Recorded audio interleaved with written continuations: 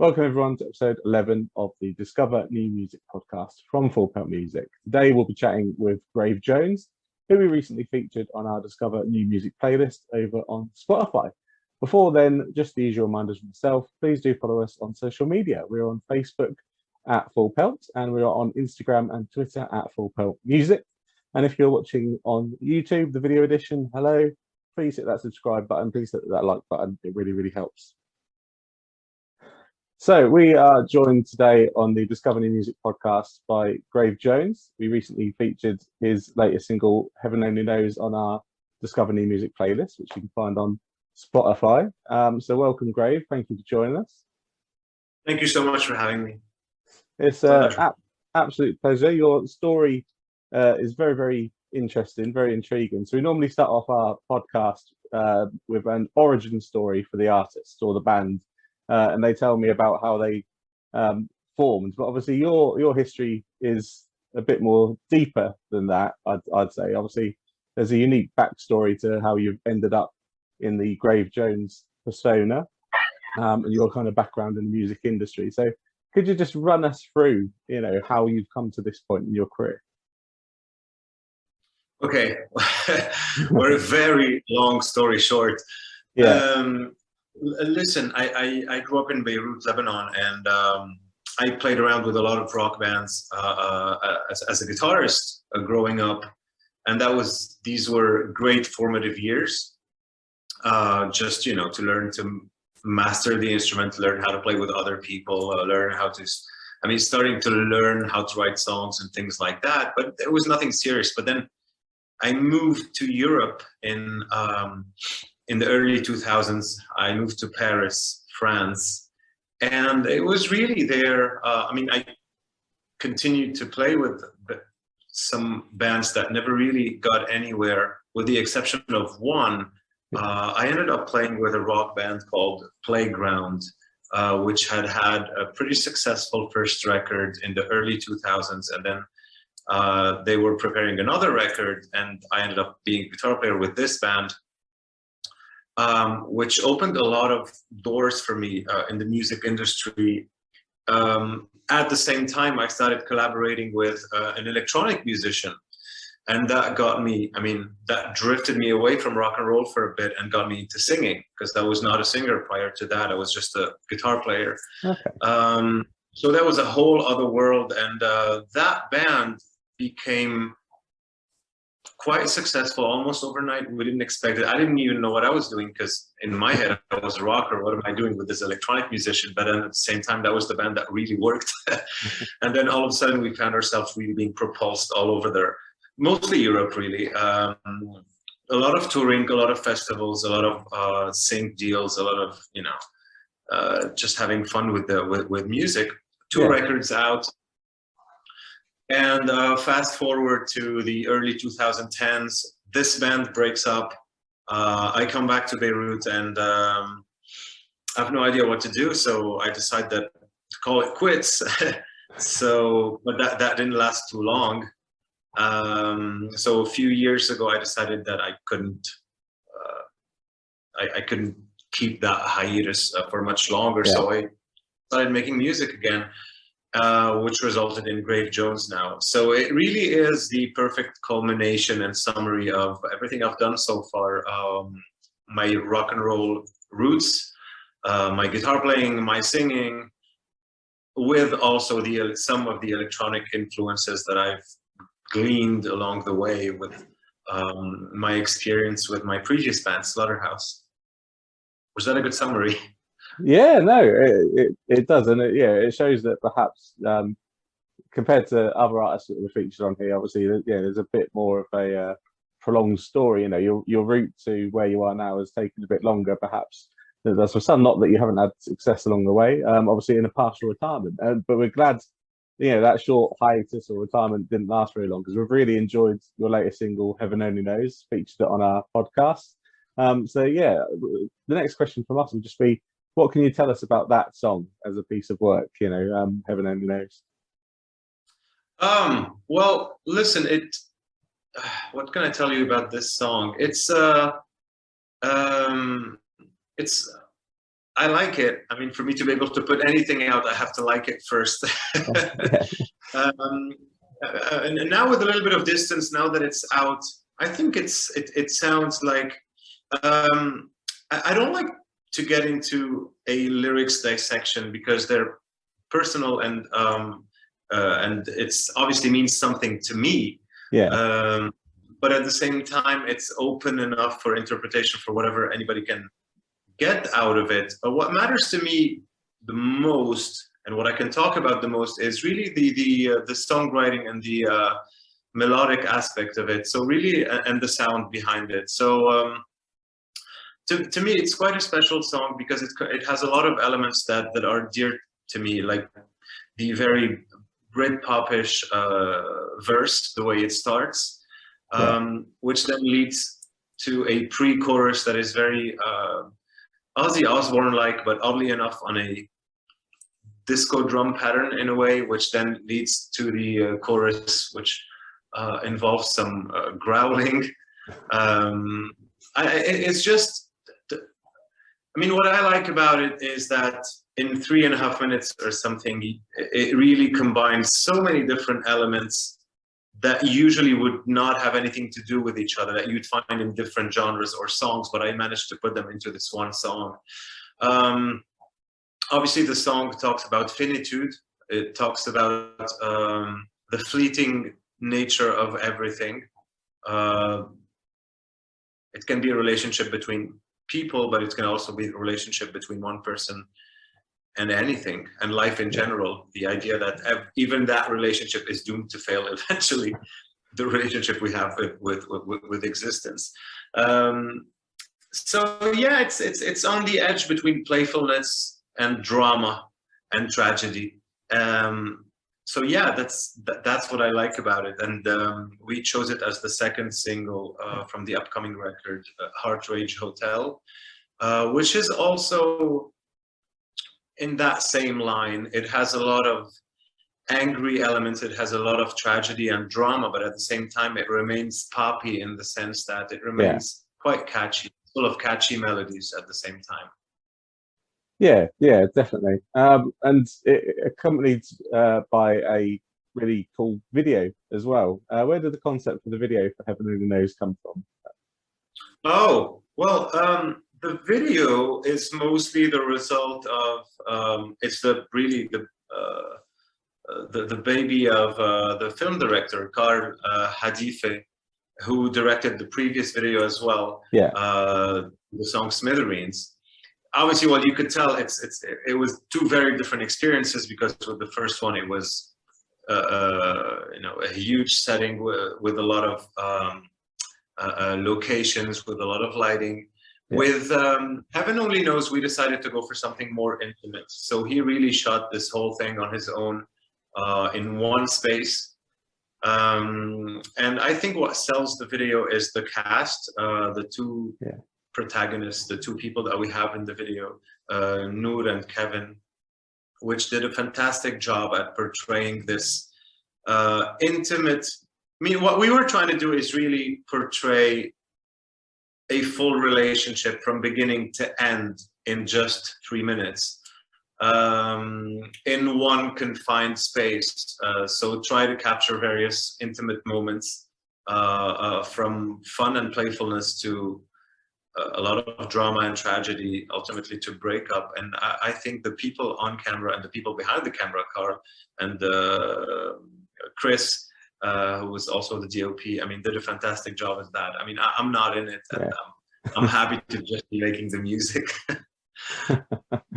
But you are in the video for Smithereens, which you just referenced, and like you said, there's a lot of location shots in that video. Obviously, you're based in Lebanon and Beirut, as you say, and yeah, it really struck me watching that video, like how beautiful the locations were. Obviously, the country's had a tumultuous few years, I guess we could say, and how has that affected your ability to record these songs and get the album written and recorded? Oh, well, it has. I mean, in the last couple of years, the country's face has changed drastically. really went from being one of the coolest places I know, and you know, I came back to live here by choice because it feels like home, and also because I really wanted to be here. But it was a time bomb. There's just so much corruption and mismanagement and political problems that it was bound to explode at some point, and it did. So in the last 2 years, like I was saying, the face of the country has changed drastically, and it has affected everybody's daily life here, including trying to get anything done. You know, when you have a shortage of very basic things that would not even cross your mind, like electricity or internet. So it has been quite a nightmare to be able to be productive, because when you're worried about trying to solve very basic problems to get through the day, it's difficult to find that space to be able to create. But then when you're able to create and you're trying to get the recording or logistically to get something done, like, I don't know, going to a mixing session, but all of a sudden fire breaks out and there's like a mini civil war in one neighborhood, so everybody is rushed home and you have to evacuate the streets and things like that. Or trying to get a decent internet to be able to download some large files to be able to, you know, in terms of video production, and not even being able to do that. Like, it's been quite difficult. But you know, I don't know. I'm surprising myself with how adamant I am on getting it done, because knowing myself, normally I'd be like, it's just not meant to happen. I'll just wait it out. But no, honestly, I was so excited about this record. I'm so excited about this new material, these new songs, that if anything, it's really making me even more adamant and even more eager to have put everything out, regardless of the unfavorable circumstances. You know, it's home, so you love it however it is. Of course, and obviously your art is a labor of love, and you've shown great perseverance, you know, to be able to get the music that you've created out there already. And obviously you've referenced the album that's going to be coming out, Heart Rage Hotel. So you've touched on it already a little bit, but what can fans that have perhaps just heard Smithereens and heaven only knows expect from the album as a whole? I think we're still finalizing the track listing, but I think we're pretty much settled on 10 tracks. It's going to be 10 songs, different from one another, different feels, different vocal range, different tones, but they're all in that same mood that I described earlier, which is really that bridge between pop, catchy melodies, but also some aggressive guitar sounds, some aggressive singing, shrieking, and a lot of guitar work. Like, really, that with this album, I really rekindled with the guitar, which is my first love and that I hadn't touched for almost a decade. So I really went back to playing and really enjoying the play like when I was 16.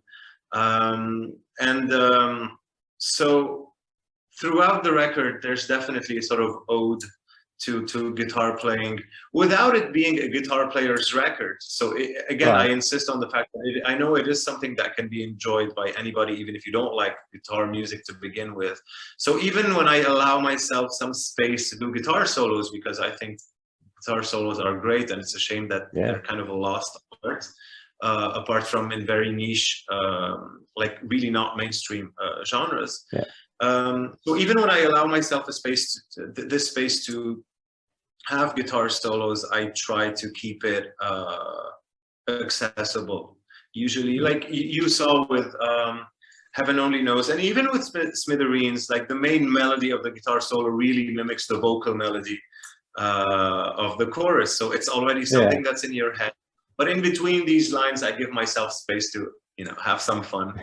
So yeah, what's to be expected is a lot of catchiness, a lot of cool melodies, but also some aggressive moments, a lot of melancholic and nostalgic lines, and a lot of guitars. Which is a great thing. We do love guitars for Pelt music. So when should fans expect that? You said you've not quite finalised, obviously, the track list. So I'm guessing the release may be somewhere down the line. When should fans expect that? Yeah, well, normally it was supposed to be out by the end of February. That was the Right. initial release date. But because of everything that happened and because we're kind of late getting anything done, I would say probably toward the end of spring.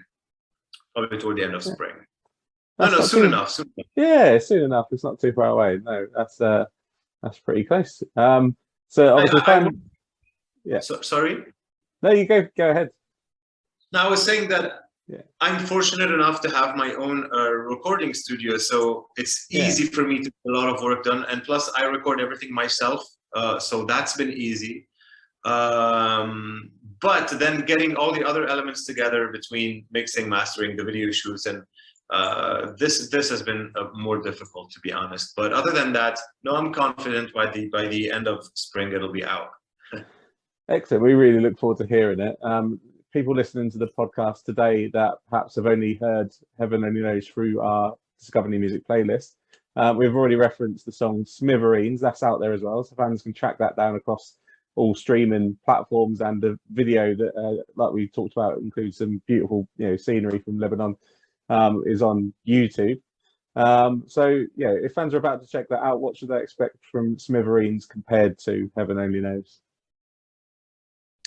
Oh, well, the video is very different. You can see the band playing. It's a bigger production. It's a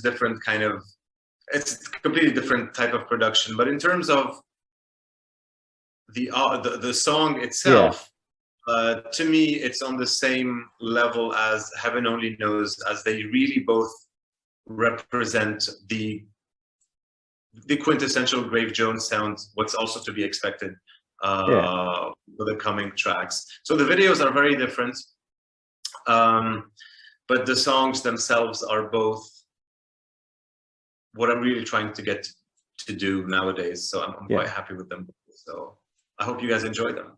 No, we certainly have enjoyed them. And for, especially rock music, as we talk about, and guitars and everything, being able to enjoy that music, the big part of that is being able to enjoy it live. Obviously, the world is not been in a great place with the pandemic, and us in the UK, we've been affected with Brexit and all that kind of stuff as well.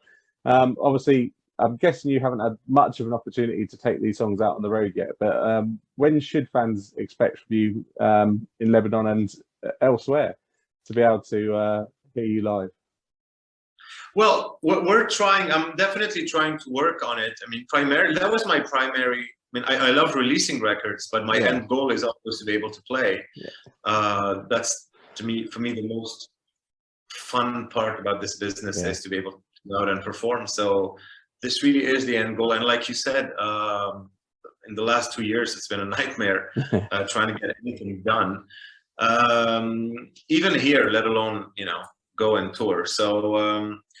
But we're currently rehearsing a lot. We're putting together a nice set, and we will be performing actually in Beirut by the end of February or first week of March. So the date will be determined in the next few days.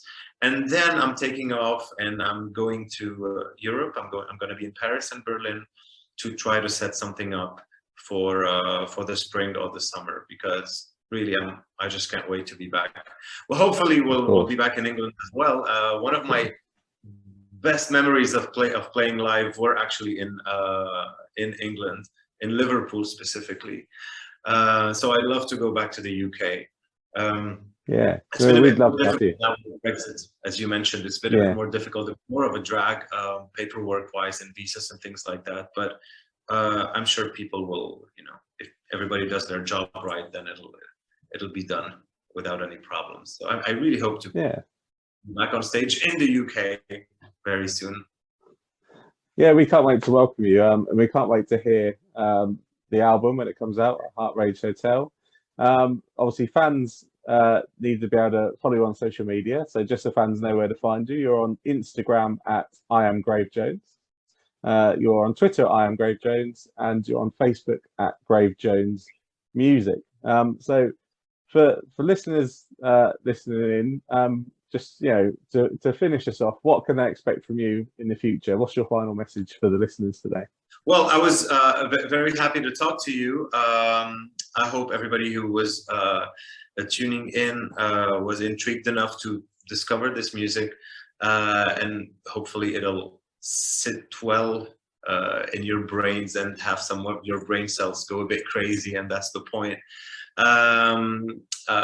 Like you just kindly mentioned, you can find me on I am Grave Jones on Twitter and Instagram. This is where I'm mostly active, not really on Facebook.